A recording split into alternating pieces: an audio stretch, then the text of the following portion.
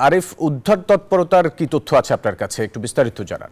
যে তথ্যগুলো এসেছে সেই তথ্যগুলো আমরা পর্যবেক্ষণ করছি, এবং এখানে স্থানীয়ভাবে যে গণমাধ্যম কর্মীরা আছে, যখনই ঘটনাটি ঘটে তারপর থেকেও আমরা বিভিন্নভাবে জানার চেষ্টা করছি আসলে কেন এই দুর্ঘটনা, আর এখন যে যাত্রীগুলো রয়েছে তাদের অবস্থা কি, এবং সার্বিকভাবে কিন্তু সবাই পর্যবেক্ষণ করছি। তো আপনি কিছুক্ষণ আগে সংবাদে কিন্তু একটি বিষয় উল্লেখ করেছেন, আবহাওয়ার যে বিষয়টি, অর্থাৎ যে নদীতে যে বিস্ফোরণটি ঘটেছে এবং যেখানে পড়েছে, একদিকে কিন্তু একটা বৈরী আবহাওয়া, তার কারণে কিন্তু উদ্ধার তৎপরতা চালাতে কিছুটা হলেও কিন্তু ব্যাঘাত সৃষ্টি হচ্ছে।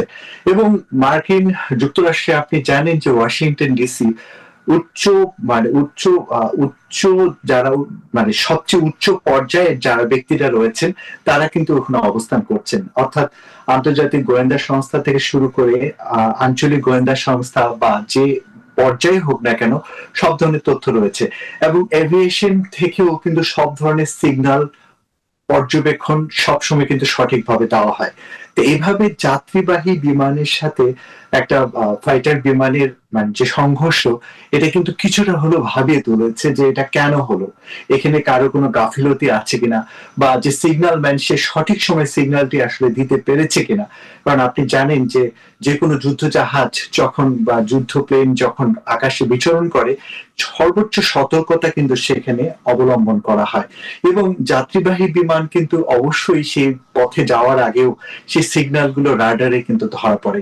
তো যুক্তরাষ্ট্রের মতো একটি দেশে রাডারে সেই বিষয়টি ধরা পড়লো না কেন, এটা কেনই বা হলো?